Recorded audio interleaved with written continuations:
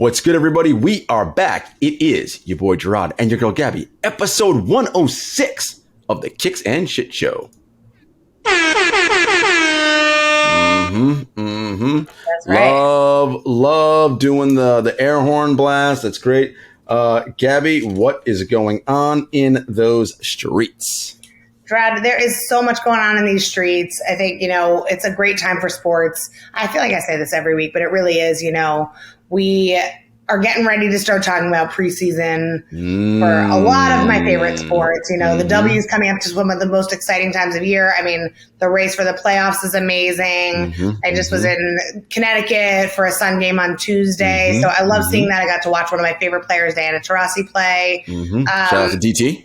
Yeah, and it's a beautiful time. I've been back on the East Coast for a minute and just enjoying this New York life, How about you, Jay? How was your vacay? Vacation was wonderful. Shouts to, the whole lovely island of Martha's Vineyard. Shouts to Martha's Vineyard. I don't know if anyone's ever said that before. After that. That was a good one, right? You're a little Shouts to Martha's Vineyard. Warning. It is a happy place. Love going there every summer. It's just a wonderful time. I really, Gabby, disconnected, as you know. I mean, it's funny. I brought my laptop, did not open it once, didn't check any emails. It was great, man. It's just, every once in a while, guys, when you can, you've got to find time to disconnect from this highly plugged in world and just, it sounds crazy, but enjoy nature. Just sit on the beach and enjoy the marvel that is, ocean, sand. Get that vitamin D, you know what I mean? I mean it's sunshine, wonderful. For the record. I mean sunshine by that. Yes, but, yes, that's correct. Vitamin D is sunshine. Correct. No, but it was a lovely time. Trying to figure out how to make that a more permanent thing. Stay tuned. I don't know. Okay. Listen. After show. Okay. I think ultimately, we talked about this early on when we started the show. The pandemic's crystallized, right? What ultimately matters, right? What are we actually doing here? Is life about the acquisition of things, or is it about memories and experiences with the people you care about, family, friends, loved ones, right? What are the things that matter? What are the things that are actually valuable, right? And so, when you get to do these things and have vacations, right? Those things have value, right? And they bring you back energized, refreshed, recharged. Which is why, we all need them and need them much more than we probably take them. I totally agree with that. I think that's my toxic trait. I'm not great with that. And, for those who are similar to me, which I know is a lot of us in that sense, there's never a good time. So you just have to do it. Yeah. No time's good. The work continues. And I think, I know for me, when I truly disconnect, that first day, you feeling a little antsy-pantsy, but by the time you lean into it, you come back and your work is actually better. You feel better.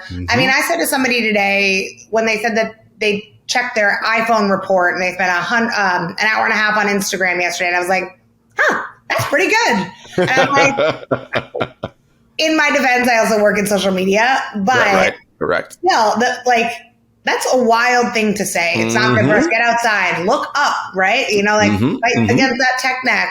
Do a yoga class, go for a walk. These are all things that as much as that hustle culture is such a big part of who we are. And I think, productivity for a lot of companies during the pandemic went up so much. No doubt. Burnout because, you be in 10 hours worth of meetings, but because you don't have to go anywhere, back to back. And I think being kind to yourself, travel to me is one of the best ways to spend money aside from sneakers and experiences, right?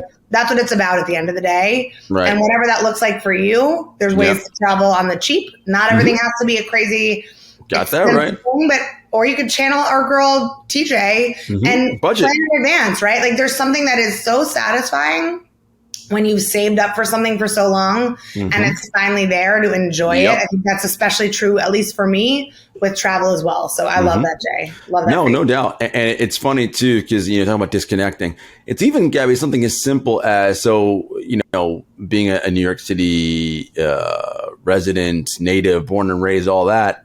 one of my favorite times in New York City. So this is now post vacation, right? I'm back now. It's the weekend. It's Sunday. My favorite time in this city is Sunday mornings between the hours of 7 a.m. and 8:30, because for the city that never sleeps, that's actually the 90 minutes when most of the city is asleep, right? like Gabby. So I love to go out, and I'm lucky where we live. We're along the Hudson River. I don't have my AirPods in, so like there's nothing, right? Because AirPods have a way of like keeping you locked into whatever you're listening to, whatever you're doing.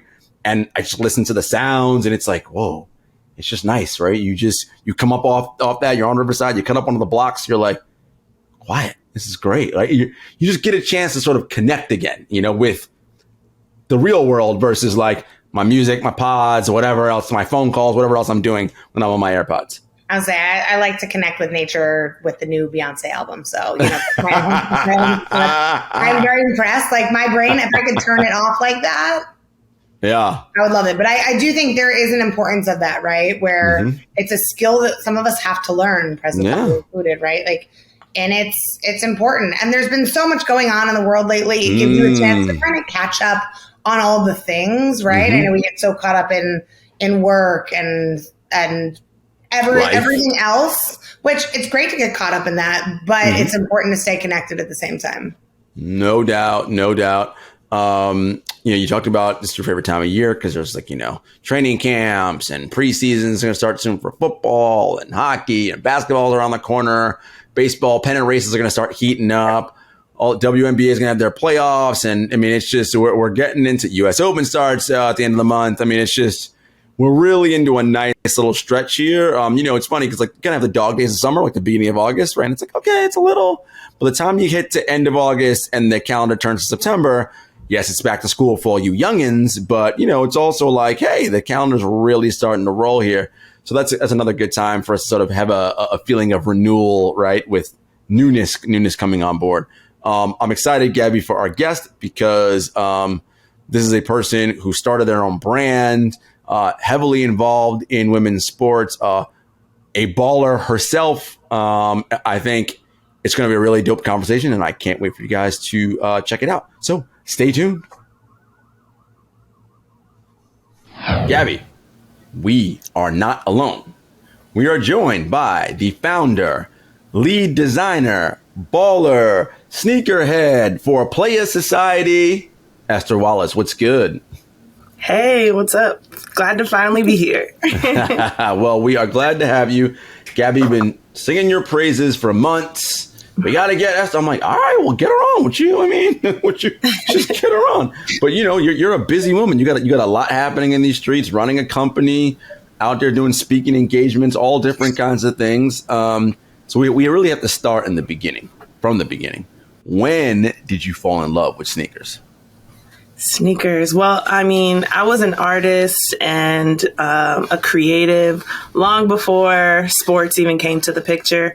So sneakers, probably maybe middle school, maybe around 8th grade, 7th grade, definitely around then. And what was that first pair that you were like, yo, these are... Well, the truth is, I was a serious art nerd, so my favorite thing was just a fresh pair of Converse and using those as a blank canvas. I was always the one that was painting my kicks.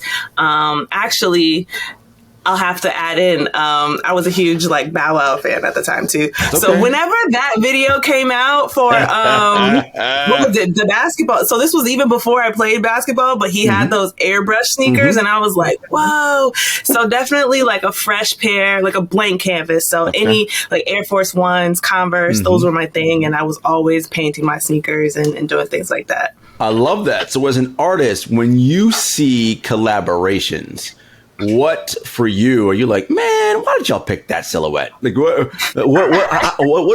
does your thought process go around when you see a collaboration? You're like, no, man, let's just stick to these blank ones. Then you can do whatever you want. How do you think about collaborations when you see them? For the most part with creatives, at least, for me, I'm always trying to respect, their perspective and their art. So I I try to lead you'd be with like, that. man, that shit is trash. You're like, this is whack. It's like, oh, you can say it. It's fine. I try to lead with that. But I mean, I think that there should be, and there most often is now, some type of story there, right? Mm-hmm. So if you dig a little deeper and you know, there's always the rationale behind, okay, that's why they went with the silhouette. Usually it makes sense. So I'm like, okay, if that's the story you wanted to tell, then, you know, you did that. You good. But the Air Force One or Fresh Pair of Converse or even, you know, the Jordan 1, those simple silhouettes, right? You can do a lot with, right? Versus, I don't know, I don't really see a whole lot of collaborations with like Jordan like 24s. You know what I mean? Like, it's just like, like, I picked a random silhouette just to be like, what's one that's got a lot of funky stuff on it, right? Like, you just don't, because it's harder to do stuff that's already got things going crazy on it. That's very true. Yeah. Because I mean, usually those already have like their own little story or something, you know what I mean? So they're already, you know, kind of one dimensional a little bit. I love that. One question about that. I feel like that's also why Vans has so many collabs lately, because it is literally a blank canvas on some of those shoes. But do you have any of your old pairs? And maybe I'm getting ahead of our next segment, but jumping ahead. You know, I sprinkle some gems just in case you need your sneaker closet, Jarod. But like, I love the creative process, and I think, you know, that's what I love about your brand so much.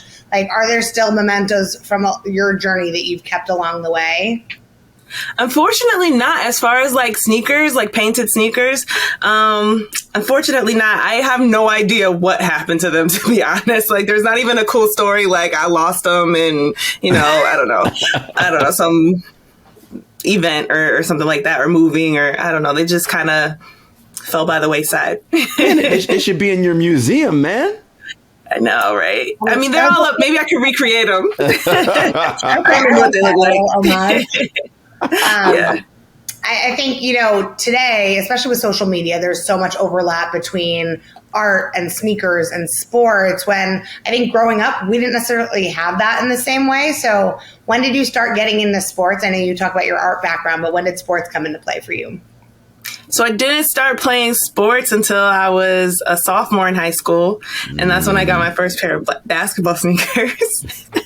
So that was actually a really cool journey, because, I mean, it almost seems like they're two different worlds a little bit, or at least for me at the time, it felt like two different worlds. And then once I started getting into like the basketball sneaker side of things, that was, you know, a whole different, it was like a new experience for me. So how did you go from, as your self-described words, super art nerd to basketball player sophomore year of high school? That's quite the leap. It is. So, I mean, actually that is a weird story, because I was ready to go to, we had this performing arts high school that was like in the middle of nowhere in a town that I really had never been to. And all my friends were going to the local public high school. I was like, you know, I'm going to go to this performing. Springfield, Springfield, Massachusetts, the birthplace of basketball. There you go. Shout out to Dr. James Naismith. Yep. And so I was dead set on going to this performing arts high school. I went there for like 3 or 4 days, and I was like, this is not for me. Wow, really? And then, and then the next week, I just showed up at the local public high school, and I was like, hey, like I was supposed to be there the whole time. And it just so happened that happened to be the best girls basketball team in the state. They were nationally ranked. They had some of the best players in the country on the team. I didn't know any of that at the time, but I just happened to end up there. Amazing. And I'm so, also 6'1", so they wanted me to play. Well, I was going to say, I was like, well, they're just like, call girl. Yes, you, come on down. We need some height around here. Exactly. And I was very like anti. I was like, no, I don't want to play basketball. I was like, I'm a fashion designer. I know exactly what I want to do. I know exactly where I want to go. So I was pretty hard-headed at first. So all freshman year, I was like, no, I don't want to play basketball. But I can't even really say what it was. I just joined the team, and the rest was history in that way. So, I mean, up to that point, so it's freshman year. What you hadn't even dribbled a ball yet in your life, I imagine, right? Had you? Not really.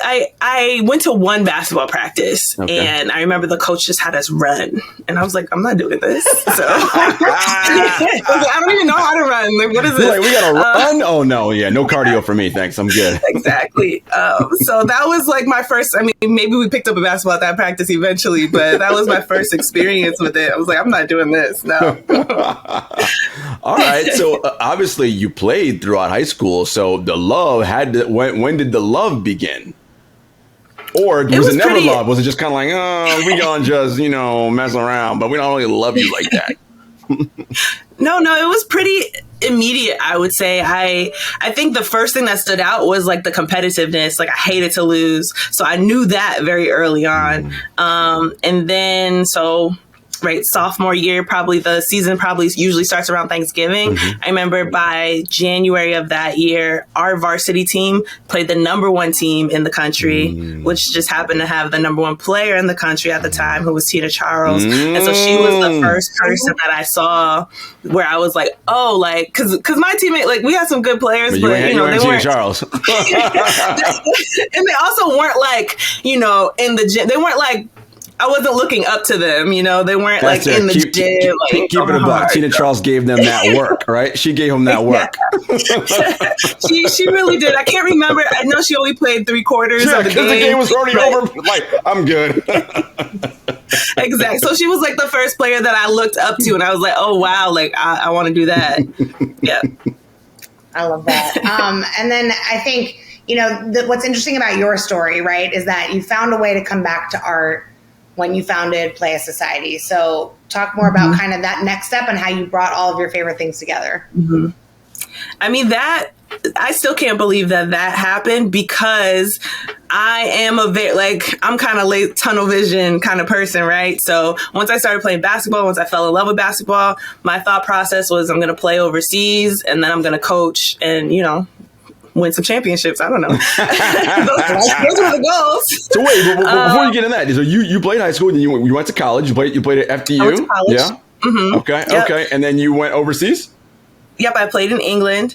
I played and I coached as well. And I was also getting my master's degree. So that's actually what brought me back to the conversation of apparel and kind of the conversation of women in sports apparel. It was just like this wide open conversation, and I didn't know where it was going to take me. But eventually, like, took a long time for me to actually get to that point where I saw the vision for Playa Society. Nice. And so, all right, you come back, you're like, I'm going to do this Playa Society thing because there's a gap I recognize out here. Women are not getting what they need. Because, Gabby, we talk about that all the time, right? Like, why can't we find WNBA, merch? Forget about, we can get into the whole thing about women's sports. I'm like, why can't I just find a New York Liberty tee or whatever? Is that too much to ask? I don't think so. Yeah. So you saw a gap, and you were like, look, let's design some things that women like. Let's promote women's sports, because if you like the sport, you like it, right? And women's hoops is dope. Like, if you like basketball, what's not to like about women's hoops? Like, college. I remember when I was in high school, our high school girls were way better than our boys. Not even close. Yeah, we would go around the state to support them. It was great. Like, I mean, if you like ball, right? It doesn't matter. Yeah, we had that same vibe at my high school. Like, both of our teams were contenders for the state championship. The girls won. We did our thing. But we had so much support. So it was actually kind of even a little bit of a foreign concept, especially for me, because I was still new to the game. I was just used to that amount of support. And then when I got to college and things were so drastically different, like on the funding side and just the support from universities or the NCAA, that's when I was like, oh, like, this is different. Yeah. I mean, you talk about the funding, right? Like, so you mentioned Tina Charles, right? Who, of course, went on to start at UConn, which is a whole different thing, right? Like, UConn women's basketball is an institution, right? 100%. Like, they and the men's program is also good too. It's won national championships, but the women, like, that's like, they've won tons of national titles, tons of Olympians. So they get quite a bit of funding from the school, right? They generate a lot of income, whatever. But, you go to a D3 school, or you're playing at a lower Division I school, and it's women's basketball, and it's like, not a whole lot of money's going on. I don't think people really understand how college athletics funding works, right? Like, at most schools, at the major program level, right? So the power conferences, right? SEC, ACC, Big 12, yada, yada, all that. Football and basketball are the only revenue generating sports. And at most schools, it's only football. Basketball ain't even generating money, and that's on the men's side. So millions of dollars, and then it gets divvied out amongst everybody. It's not just the football and basketball teams. It's baseball, it's crew, soccer, tennis, golf, whatever other sports your team's got, that they're divvying up all that money. And by the time, the way that it's been going on for years, though it's changing now, by the time I got the women's sports, they were like, yeah, we got about $5 left in the kitty for you guys. So here you go. Right? I mean, that's been the deal. So we're glad to see that things are slowly changing. As we know, progress happens like molasses in January, just slow. Yep. So like that, Gabby, like that. I did. I didn't know how long that was going to go on. I was like, I'm going to let you finish. Okay. Do we have like a cricket soundbite that we can put in here? Like, is there one of those sound effects? I'll tell Hugh to just, as I say slow, I'll be like, Hugh, drop the crickets in right here. And then we need that SpongeBob 2 hours later, ... right in between the two. But it's true. I think, I know there's a lot of social media conversation around like the difference and the inequities in women's sports versus men's sports. But, the big year being the anniversary, a major anniversary of Title IX, when you see the All-Star trophy and the championship trophies. That was wild. I'm like, Kelsey Plum had like a little like Cracker Jack prize. I'm like, what is that? It was in a cereal box. You can find that thing. I mean, haters will say it's photoshopped. Am I right? Like, it's so insane to me. And I know, Esther, we've talked a lot about this too, about like, to me, I think it's like a no-brainer when it comes to like merch. You want to rep your team, and that's what it's about, right? Like, Jarod, we always talk about like the emotional fan. Give the emotional fan some fits. Like, that's what I always say. And Esther, I was at a Sparks game a couple weeks ago, and I saw a girl in the Playa Society Sparks shirt, and we did like, it was like the Jeep wave. We did like a little smile and nod, and I was like, she gets it. All right. But I feel like this is just the beginning. And like you guys know, I'm rocking my eBay female sneakerhead. Love it. Top today from the collab that we did last year. And I think I'd love to talk more about just this whole mentality, right? With the female crossed off and just that equality messaging. So how did you kind of come up with this kind of logo? Because I feel like that's kind of what got you started, right? Like the female crossed off athlete. I was actually looking for something today, and I saw the first like invoice for my first female athlete t-shirts. I was like, dang, that was a long time ago. But I mean, that whole thing, to be honest, it's kind of weird to think about it, because I think it was just a natural thing. I remember kind of just looking at the words and just thinking, what if I just cross out female? Like, what if, that's the message? And it's really that simple. I probably did a lot of overthinking before that. Like, what am I going to design for this next drop or whatever it was? But, sometimes it's just that simple. The message is that simple and in your face. And I wanted to do something that felt kind of risky, because it challenges the status quo, and that's really what I wanted to do initially. No, and you're doing it. So now when you see women out there with your apparel on, whether it's you are in public seeing them because you're at a game, or people are stunting on the gram and tagging, like it's got to make you feel really good to see that. I mean, yeah. When I went to All-Star in Chicago, I was like, I got off the plane and I was like, is this Playa Society like a whole vibe here? Like everywhere I went in Chicago during All-Star weekend, everybody was wearing something like the Chicago. We've done a lot of Chicago drops recently, but all from the line, from all throughout the product line, there were just people everywhere wearing Playa Society. That's what it really is, like a test of the collection and the work that you're doing, right? Is that it shows two things to me. One, ain't nobody else doing that out there, and it's true. Trust me, I've been looking. Jarod knows. I was like, I go on Etsy to buy like a bomber jacket in my team color and buy a patch and make this happen. Or I'm like, hey, Esther, I was like, is this coming out for this team? Like, I just want to rock this to the game and just see how many people I talk to, and it's always a lot. I think the thing about it that I love is that it brings people together in the way that the female crossed off logo does.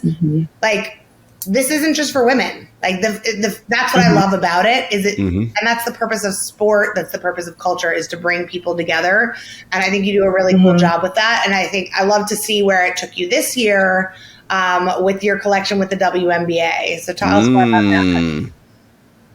Yeah, I mean, well, it's been what, 10 months maybe now with the WNBA, 11 months maybe. So it feels like it's been such a long time, but it's really only been like 10 months. And so everything has been moving super fast. Like this season, I didn't even, when people were asking me what's coming out next with the WNBA, I think I even told you, I was like, Gabby, I literally don't know until it happens. So I can't really tell you what's coming because, I'm just going to try and do everything that I can, everything I can fit into production without like my production guys being pissed at me, all the last minute orders that I keep sending them. But so it's really just that. It's just like a matter of me wanting to do the work, right? And wanting so badly to like provide something for the fans and the players, because it's about them as well. And to see them excited and grateful that people can, rep them and support them on their teams. Like that's a huge part of it too. So it's honestly just like, I'm moving off of emotions, like you talk about the emotional fan. I'm the emotional designer. Esther, what's that process like? So you're partnered with the WNBA, and is it like, all right, you contract to do X amount of pieces per whatever, and is it that set? Like, all right, 4 tees, a tank, 2 hoodies, a hat, and then you decide, and then you are the final designer. Like, what is that process like? I mean, I think that a lot of it is still so early and so relatively new that really, I mean, for me, and this is how I've always been, it's me pushing the envelope a little. I'm asking, like, can we do this? Let's do this. So it's more me just like, let's do all these things. And whatever you tell me, like, we can't do for whatever reason, or we don't have time to do, or whatever it might be, then what can we do? So I'm really just over here trying to do the most is what I'm doing. I like it. No, because it's again, you're building a brand, right? And that's where you are. And I think, again, with the female crossout, that's such a iconic. It's getting to that iconic level, right? Where it's like, oh, I know what that is, right? Like, I mean, that any designer, like, that's your dream, right? Like, you want to be on par with the swoosh or the Jumpman logo or what, 3 stripe, like, right? Like, where people just, oh yeah, like, right? And there's a sense of like belonging when you. Right, you see, like as Gabby said, you give it the jock nod, or in the female case, the other. Right, or like you just kind of like. I didn't know the jock nod was a thing. I'm like, right, that's just the jock nod, right? Or you're just like, yeah, you're identifying, like, I see you, right? Like we're repping that's amazing. So you talk about the W, obviously that's what this piece partnership is. The W, Super retiring one of the WNBA legends. It really, there's been such a plethora of talent. We talked about Kelsey Plum's horrible little WNBA MVP trophy. I was like, what is that little thing? But, as we talk about women's sports and equality, and continuing to get ladies their due and their fair share, Kelsey had made some comments earlier this season about how she was often targeted by the WNBA for marketing ads because she looked a certain way, she was straight, right? Like all the different, sort of tropes that, the people in marketing rooms who put out there, no, the league won't sell if we front face all these gay women. And it's like, but why? Like what? Why won't it? Like what? When you in the office. When you watch NBA, you don't say, is LeBron gay or straight? Like, right? Like you don't ask those questions, right? That's not, you don't wonder, right? You just, okay, LeBron's good at basketball, right? Like, really good at basketball. Talking about that, I'm here for that topic. Oh Lord, listen, LeBron hater. We don't I'm a LeBron hater. LeBron on the court. I am not a LeBron hater. I'm a fan on the court. Off the court, Anyway. But my point being, no one asks those questions, right? Or cares to want to know, right? But with WNBA, what I'm like, what are we doing? Why do we decide to market this differently? And I just feel like, the league just, they've missed so many opportunities because the amount of talent that's come through this league in its history, it's just like, man, y'all really dropped the ball on some things. Mm-hmm. Yeah, I mean, I know we talk about it in terms of sneakers all the time, but like the fact that it took brands this long to come out with another signature shoe for a female, and like shouts to Stewie, like that one was fire, and she's been rocking some cool colorways. Like every game, I'm like, is this the one? Is it out yet, or is this just another dope colorway? But the fact that like that's the first since Cheryl Swoops, like, come on, Nike, yeah. Don't hate us. Gotta get better on that. Real, but like I think in general, to your point, like that's what it is, right, Jarod? Is that we need to treat women and female athletes with the same way that we treat males. I don't even mean like, I'm not even saying like the shirt says. It says sneakerhead, just cry, right? They're just ballers. It don't matter. People are people, and I think like there's something that I see every once in a while going around on social media that's like, would you ask a man that question? And I feel like that should be the gut check for everything. Right? If you're not going to ask a dude that, then you should definitely not be asking a woman that. Or if it's definitely personal, not. Like, nah. But I think, you know, you really opened up the door with this WNBA and the Fanatics partnership this year. Mm-hmm. Like I said, I love seeing all your stuff. What's next? What's next? Well, I mean, like I've said in the past, I have no idea. But, well, I'll say this. The most important thing for me this year, obviously creating dope stuff was really important. But more important than that was building a team, because it's been just me, right? So I've been the designer, the social media, marketing, PR, everything, right? And so I finally found a great teammate. She's about 2 months in now. So we're getting our kind of workflow going. We're getting our rhythm. And I think we're going to be a really dope team. So, I think the sky's the limit really from there. You can't do anything without dope teammates in my opinion. So. Are you championing for yourself, Gabby? No, look, as a I think you're a dope teammate. That's what I'm. Thank you. So. As a basketball player, you understand that though, Esther, right? Like, it's a funny thing. It's a conversation I have with fans all the time. We do this thing where it's like, Michael Jordan's won 6 titles, and I'm like, these people don't win titles by themselves. I don't understand why we attribute these things as solo wins. Like, MVP awards and all that, cool.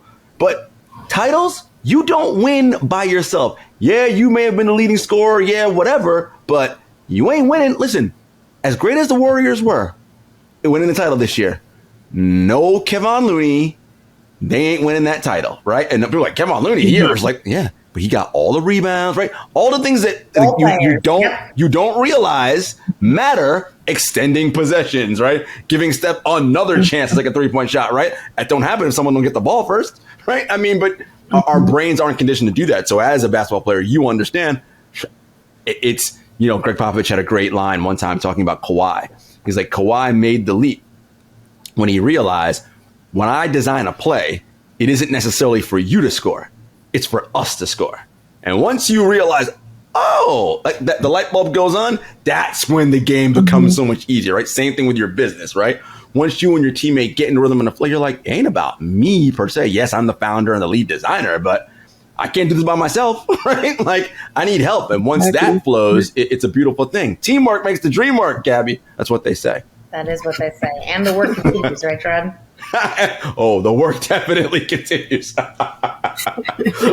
We would be remiss talking about WNBA if we didn't touch on the Brittany Griner situation. By the time this episode airs, it had already been a week past, but she was sentenced to 9 years in prison in Russia today for the charges of transporting vape cartridges. We could talk about this, and I want to make sure we do it in an elevated way. Everyone, I think, on this show agrees that punishment does not seem to fit the crime. Okay, we can all agree that, and we believe that Brittany Griner should be home. Conversely, we can also say that when you are a citizen of another country traveling in a country that is not yours, particularly one that is, for all intents and purposes, a de facto dictatorship, be very clear about what is and isn't allowed, because, again, this isn't a democracy, right? Clearly, as you see, they can do whatever they want. And there is no check and balance to be like, well, maybe we shouldn't. That's not how the game works over there, right? You can just literally make up whatever and decide to do what you do. And you saw that with the posturing, how long they held her before it's just constant, like, it's like, all right. And we do know, Russia and the US are, they're antagonists, right? Like they're not natural allies, right? These are two of the world's superpowers. And this is posturing and geopolitical chess. And it's unfortunate that someone like Brittany Griner has to be a pawn in this game of chess between two countries, because if we're being 100% honest, Russia certainly doesn't care about her. And for what it matters, this country doesn't care about her either in that regard, right? The people that care about her are her family members, teammates, friends, and loved ones. But I'll open the floor. I think we both just said it of what we're thinking with that, like, that moment of pause right there. You guys, that was not a blip in your, no errors on the bomb feed, y'all. That was a genuine, like, shake my head. I mean, everything about this is wild. I think there's so much to unpack here that we could do a whole show about this, whether it be like a political play and standpoint. I think, even just as we talk about women in sports and pay equity, like there's a reason that so many players play abroad and are able to create a better life for themselves and their families, improve their craft. So like, even like, what are the ramifications of this? Like, this is going to make everything change in ways that we haven't even talked about yet. And it just echoing you, Jarod, in the sense that like, when you go abroad, I know America is very much not perfect. Very much not. Very much not. But it is. But make sure that you're clear on kind of what those rules and regulations are. Like I feel for Brittany and her family and the league. It is so wild the way that this has transformed and unfolded in ways that I don't think any of us can imagine, and it's really scary. I mean, I don't love the narrative of we do negotiate with terrorists, but I just think that this situation opens up a different conversation. I mean, that's our public stance, that we don't negotiate with terrorists. But of course, we all know we actually do negotiate with terrorists all the time. Yeah, I mean, like, it's still unbelievable, and of course today with the sentencing coming out, everybody, we've just been so hopeful, right? That, this it can't go that way, or, she has to come back home and be with her wife and her family and everybody who cares about her. I mean, that's the most important part, like, how can we get this Black queer woman home? We don't even know the conditions. We don't know anything. From what I've known so far, people haven't been able to communicate with her. So, it's just that hope that, she's holding up, but she gets back home very, very soon. Yeah. And to put a bow on it, look, the Russian government could have done this much differently, right? Like, okay, she broke your laws, and that's fine. Like, as I said, you break laws in a country that's not yours, you do have to face a punishment for that, right? Just like if someone came here and did something, it would be the same thing, right? However, right, it is very obvious that, this was a move because the U.S. government decided to back the Ukraine, who, by the way, Russia still engaged in a war with, right? Like, they said, oh, well, you want to play that game? We're going to play this game with you, right? Again, as I said at the top, this is a high-stakes game of geopolitical chess, and unfortunately, Brittany Griner is a pawn in this game. Sorry, guys, to bring it down on such a sad note, but have no fear, because coming up next, to get everybody's mood brighter, is Shoe and Tell, America's favorite segment. I have a feeling, although she said already, she don't got none of those old school painted pairs that she had back in the day, so we ain't gonna see none of those. But I got a feeling she'll have some pretty good stuff to show us. So everybody, stay tuned. Gabby, we are back, and you know what time it is. America's favorite segment, Shoe and Tell, presented by Another Lane. Listen, every week we get on here, I tell you about anotherlane.com, I tell you about Chad Jones, sneaker Galactus, and his wife, Adina Jones. Listen, just get on anotherlane.com, find out all the information you need, and go support Black-owned businesses like Playa Society and Another Lane. Okay, now, so Esther, Shoe and Tell is really, it's your thing. It's like when you were in kindergarten. Bring your thing, tell us why you like it, why it's important. So the floor is yours. Well, I have to preface this. For me, you can have all the sneakers in the world, but the ones that are most special to me, I love the creators and the stories behind the sneaker. Mm-hmm. I love a good Black owned business. I love, a Black artist and all of those things. So, all that said, my favorite is always the Pierre Moss. That's a perfect shoe right there. These are the ones that I keep in the box, but I do have a pair that I literally wear almost every day as a reminder to myself, just like what's possible as, a Black designer, a Black creative, a Black owned business. Kind of keeps me grounded in that thought process every day. So always got to show that. Yeah, shout out to Reebok, doing that thing. Hold it up one more time. Hold that out so people can see it. Yeah. That's the Pierre Moss. Shout out to that. I mean that's such a great silhouette and construction. And as you said, you like the stories. Anything about the story particularly stand out to you? I mean, I think that it's the dopest thing is just like knowing Kirby's like his industrial or like relationship with cars and how much he's into that side of things, and to kind of see just that perspective come together so perfectly in a sneaker. I just think that that's dope. Whenever you can take something and you can translate it in a way that's not super obvious, but it still makes sense. Yeah. I think that that's really dope. So love it. All right. What else you want to show us? Well, I mean, kind of like piggybacking off of that, the sculpt. So this is like a Pierre Moss show and tell. But no, I just have to bring this one up too, because obviously the experiment is a Reebok collab, but this one being Kirby's like sneaker that they put out without the collab, to me, that's huge. I value that. And I think that is so big for an independent brand to be able to do something like that. Cause I can only imagine, what that's like. So that sneaker is pretty special to me. I feel like that's like probably the first sneaker that I own that I feel like a Black person like made without that collab. Okay. I like that. I feel like I keep thinking of our guest last week, Langston Galloway. Esther, we're going to send you some info on his ethics line too, just because he talked a lot about that process and creating your own brand from a sneaker perspective. And it's a lot of it. Oh yeah. What else? You showing us more? Or that's it. You Pierre Mossed out.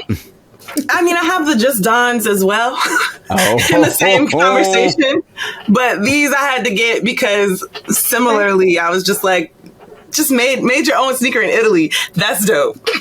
Yeah. So I had to get these. I feel like these are the most unique sneakers, that stand out from in my collection. That stand out from some Jordan, some ones, or anything like that. So these to me stand out the most in my collection.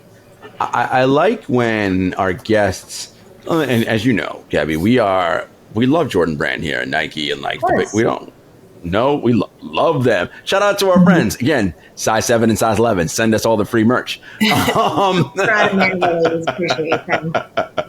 But it is always nice when someone gets to show off some things in their collection. You're like, because you got those things too. But you're like, actually, let me show some love to some other things that I really enjoy in my collection. It's nice because it echoes something that Big Wallace said. It's like, it's not just about the big brands and the big hype. It's like, if you're really into this and you like it, you'll find something everywhere, and something will speak to you. And that's what you showed with the pairs you showed us, Esther. Yep. I think that is too relatable. I think too many sneakers are talking to me, and they gotta write down those voices for a little bit. All the sneakers are talking to Gabby at once. Esther, this was dope. We really appreciate having you on. Tell the people where they could find you, where they could find Playa Society, and order themselves some merch. Yeah, for sure. I mean, this was dope. You can find me and Playa Society. I think we're one and the same at Playa Society on Instagram, at Playa_Society on Twitter, and you can shop at playasociety.com.